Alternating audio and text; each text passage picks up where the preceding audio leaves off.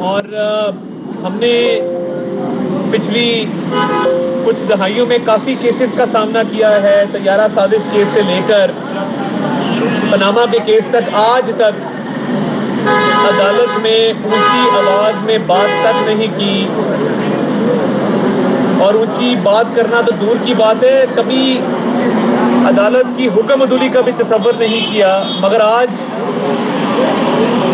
جس طریقے سے یعنی کیا کر رہا ہے، جس طریقے سے عدالت کے اندر ادھم مچایا گیا، ایک ہنگامہ برپا کیا گیا، اس کی مثال نہیں ملتی. عدالت کے اندر کیمروں کا استعمال ممنوع ہوتا ہے، مگر آج تحریک انصاف کے کارکن جو بہت سارے وکیلوں کی وردی میں ملبوس تھے، انہوں نے عدالت پہ حملہ آور ہونے کی کوشش کی. عدالت کو انڈر پریشر کر کے مرضی کا فیصلہ کروانے کی یہ کوشش تھی، اور بجائے اس کے کہ اپنے کیس کو میرٹ پہ آرگیو کیا جائے، بتایا جائے کہ توشہ خانہ کے تحائف ڈکلیئر کیوں نہیں کیے تھے. آج عمران ریاضی صاحب کا سارا زور اس بات پہ تھا کہ میں عدالت میں کیوں موجود ہوں. میری آج عدالت میں موجودگی ان کو گراں گزری، ان کو خاصا یہ تکلیف دہ عمل لگا کہ اوپن کورٹ کیوں ہے. اور بطور آزاد شہری کے یہ ہر شہری کا حق ہے کہ وہ کورٹ کی پروسیڈنگ کو سنے، اور اس قسم کی کوئی ممانعت نہیں ہے. یہ کلوز ڈور یا کلوز کورٹ روم ٹرائل تو ہے نہیں، روٹین کے مطابق ایک ٹرائل چل رہا ہے، اور اس کے اندر بھی ان کا دل تھا کہ عدالت بند ہو اور یہ جج صاحب کے ساتھ بدسلوکی بھی کریں، آواز بھی اونچی کریں. اور انہوں نے آج جس طریقے سے عدالت کی کارروائی پہ اثر انداز ہونے کی کوشش کی، اس کی ہم بھرپور مذمت کرتے ہیں. انتہائی افسوسناک امر ہے، اور کیسز میرٹ پہ آرگیو ہونے چاہیے. ہماری ایک روایت ہے، ایک تاریخ ہے کہ ہم نے ہمیشہ عدالتوں کا احترام کیا ہے. پاناما میں جتنی بھی زیادتی ہوئی ہو، ہم نے آج تک عدالت کی حکم عدولی کا تصور بھی نہیں کیا. میاں نواز شریف روزانہ کی بنیادوں پہ عدالت میں آتے تھے اور عدالتوں کا سامنا کرتے تھے، اور ڈیلی ٹرائل، روزانہ کی بنیادوں پہ ٹرائل کی ایک نئی روایت قائم ہوئی، اور تقریباً ہر روز لاہور سے آنا، عدالت میں پیش ہونا، عدالت کے حکم کو بجا لانا، اور میرٹ پہ کیس آرگیو کروایا. ٹیکنیکلٹیز یا اسٹے آرڈر کے پیچھے ایک دن بھی نہیں چھپے. ادھر معاملہ الٹا ہے کہ عدالت پوچھ رہی ہے کہ آپ نے تحفے ڈکلیئر کیوں نہیں کیے، کوئی جواب نہیں ہے. عدالت پوچھ رہی ہے کہ تحفے جو ڈکلیئر نہیں کیے، اس کے بعد ان کو جو بلیک مارکیٹ میں بیچ کے رقم حاصل کی، وہ رقم اکاؤنٹ میں جمع کرانے کا اعتراف کر چکے ہیں الیکشن کمیشن کے سامنے. تو وہ رقم اس رقم کے ساتھ مطابقت کیوں نہیں رکھتی کہ جتنے کی آپ نے وہ توشہ خانہ کے تحائف کو بیچا تھا؟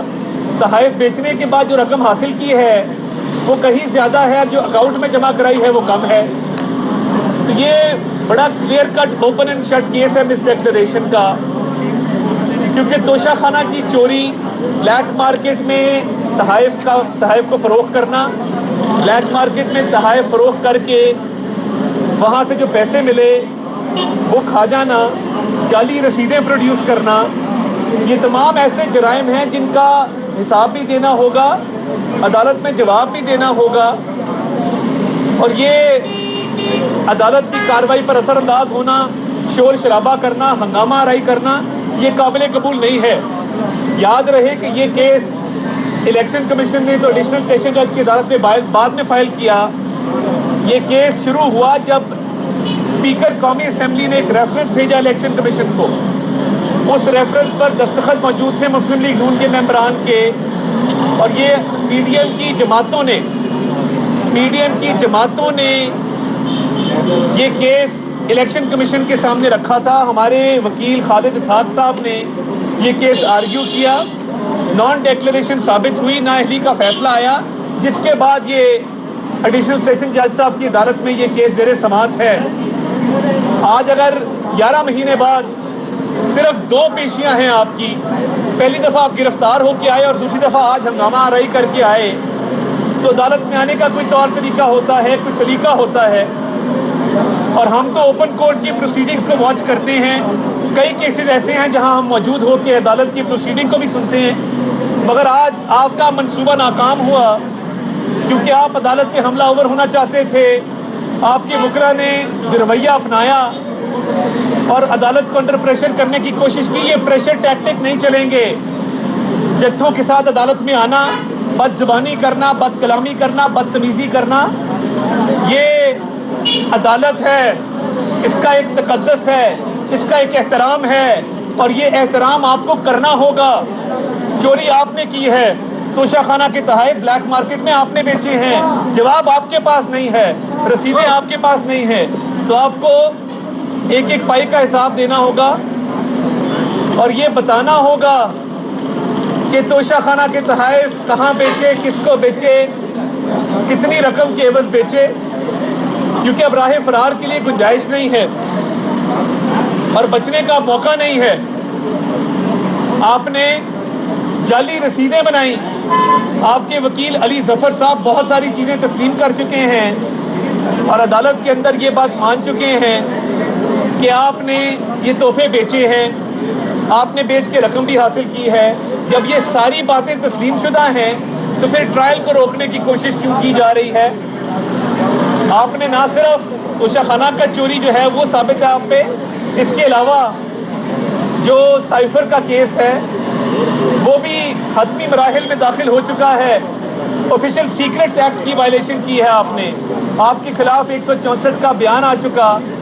آپ کے پرنسپل سیکرٹری اعظم خان یہ بیان دے چکے، بتا چکے کہ جعلی منٹس بنائے گئے تھے، جھوٹا بیانیہ گھڑا گیا تھا.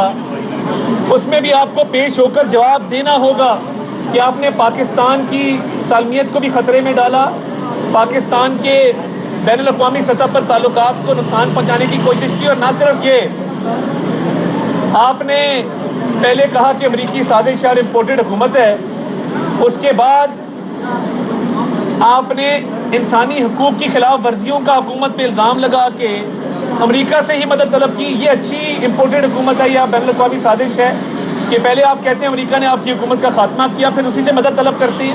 اور کوئی انسانی حقوق کی خلاف ورزی نہیں ہے. 9 مئی کو جنہوں نے شہداء کی یادگاروں کو مسمار کیا، شہداء کی بے حرمتی کی، جنہوں نے حساس تنصیبات پہ حملے کیے، ان کو بھی جواب دینا ہوگا. آپ کے ہاتھ جرائم میں رنگے ہوئے ہیں اور چوری ڈکیتی سے بچنے کا یہ کوئی طریقہ نہیں ہے کہ عدالت پہ حملہ آور ہوا جائے، تاریخ پہ تاریخ لی جائے، آپ کے میرٹ پہ اپنا کیس آرگیو کریں. اور جہاں تک رہی ہماری بات، ہم کیس کو بڑا کلوزلی فالو کر رہے ہیں. مسلم لیگ نون کی کمپلینٹ پہ کیس بنا ہے. آپ کون ہوتے ہیں ہماری موجودگی پہ اعتراض کرنے والے؟ اب آپ اتنا گھبرا گئے ہیں کہ آپ ہماری موجودگی سے خائف ہیں، ہماری موجودگی سے خوفزدہ ہیں.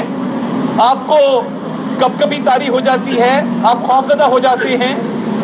تب خوفزدہ نہیں ہوئے تھے جب توشہ خانہ کے تحائف چوری کر رہے تھے، تب آپ کے ہاتھ نہیں کانپے؟ جب وہ بلیک مارکیٹ میں بیچ کے رقم حاصل کر رہے تھے تب خوف نہیں آیا؟ اللہ کا خوف نہیں آیا؟ یہ خوف نہیں آیا کہ میں وزارت عظمیٰ کے منصب پر فائز ہوں اور میں کیا حرکتیں کر رہا ہوں کہ میں بلیک مارکیٹ میں تحفے بیچ رہا ہوں؟ کم از کم خانہ کعبہ کے ماڈل کی گھڑی کو تو آپ کسی مقدس جگہ پہ رکھتے، کسی اونچی جگہ پہ رکھتے. آپ نے اس کا بھی لحاظ نہیں کیا، اس کو بھی بلیک مارکیٹ میں بیچ ڈالا. اس سے بڑا ظلم عظیم کیا ہوگا؟ اب جب جواب مانگا جاتا ہے تو راہ فرار اختیار کی جاتی ہے یا حملہ آور ہوتے ہیں. ہم تو روز بات کریں گے توشہ خانہ پہ، نہ پیچھے ہٹیں گے، نہ گھبرائیں گے، نہ بھاگیں گے. ہمارا نام عمران احمد نیازی نہیں ہے. ہم نے میاں نواز شریف نے ایک ایک کیس میں بہادری جرت کے ساتھ حالات کا بھی مقابلہ کیا، کیسز میں بھی کھڑے ہوئے. آپ کی بزدلی، آپ کی منافقت، آپ کی کمزوری نظر آ رہی ہے کہ آپ اب ہماری موجودگی سے خائف ہوتے ہیں. کاش اس وقت خائف ہوئے ہوتے جب جھوٹا سائفر بنا رہے تھے یا توشہ خانہ کے تحائف چوری کر رہے تھے.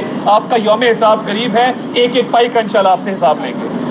عطا ڈائریکٹر صاحب، آج انہوں نے آپ کی ایک آڈیو لیک ہوئی تھی جو انہوں نے آج پیش کی ہے. کورٹ میں انہوں نے پیش کر دی ہے اور اس پر وہ اعتراض کر رہے ہیں کہ آزاد ارڑ صاحب کیوں تمام لاہور سے بھی وکلاء کو بلا رہے ہیں, اسلام آباد سے. دیکھیے ایک تو لاہور کا کہہ رہے تھے کہ جو پی ٹی آئی کے وکلاء ہیں وہ بدماشی کرتے ہیں کورٹ روم کے اندر. دیکھیے ایک تو یہ مجھے پتہ نہیں کہ انہوں نے کیا آڈیو پیش کی ہے. ہمارے جو وکلاء ہیں, میں اکثر پیشیوں پہ پچھلے 1 سال 1.5 سال جب ہمارا ایون اپوزیشن کا دور تھا تب سے وکلاء کو موبلائز کرنے میں ہمارا کلیدی کردار ہے. ادھر آپ دیکھ لیں کوئی ایک لاہور بھی وکیل سے نہیں آیا. میری وکلاء خواتین بھی موجود ہیں, مرد حضرات بھی موجود ہیں. آپ دیکھ لیں, اگر مجھے بتا دیں کوئی ایک وکیل بھی لاہور سے آیا ہو تو یہ کوئی آڈیو بنائی ہوگی یا کوئی پرانی ہوگی, میں نہیں جانتا کون سی آڈیو چلائی ہے. مگر اگر بات اطاعت ارڑ کی آڈیو پہ آ گئی ہے اور توشہ خانہ کے تحائف سے توجہ ہٹانے کی کوشش کی جا رہی ہے تو پھر ان کو سیاست نہیں کرنی چاہیے, ان کو یہی گھڑیوں کا بیپار کرنا چاہیے. ان کو سی ڈی اے کو کہتے ہیں, ان کو 2-4 دکانیں الاٹ کر دیں کچہری کے ساتھ ہی, وہاں پہ بیٹھ کے ہیرے جواہرات ہار موتی اور یہ گھڑیاں ان کا بیوپار کیا کریں, ان کو بیچا کریں اور ان کی رسیدیں بنایا کریں. کیونکہ یہ جھوٹی آڈیوز بنانے سے کہ جی عدالت پہنچو, تو یہ میں اس میں کوئی اگر ہے بھی مان لیا جائے اس میں نے کوئی غیر قانونی بات کی ہے, کوئی جرم کیا ہے, کوئی تحفے بیچے ہیں, میں نے کوئی سائفر بنایا ہے, میں نے کوئی 190 ملین پاؤنڈ کی ڈیل کی ہے ملک ریاض سے مل کے, اگر کی ہے تو میں آپ کا جرم دار ہوں. باقی اس آڈیو میں اگر کوئی ایسی چیز ہے تو آپ مجھے عدالت دے جائیں. تھینک یو جی, بہت شکریہ. Thank you G.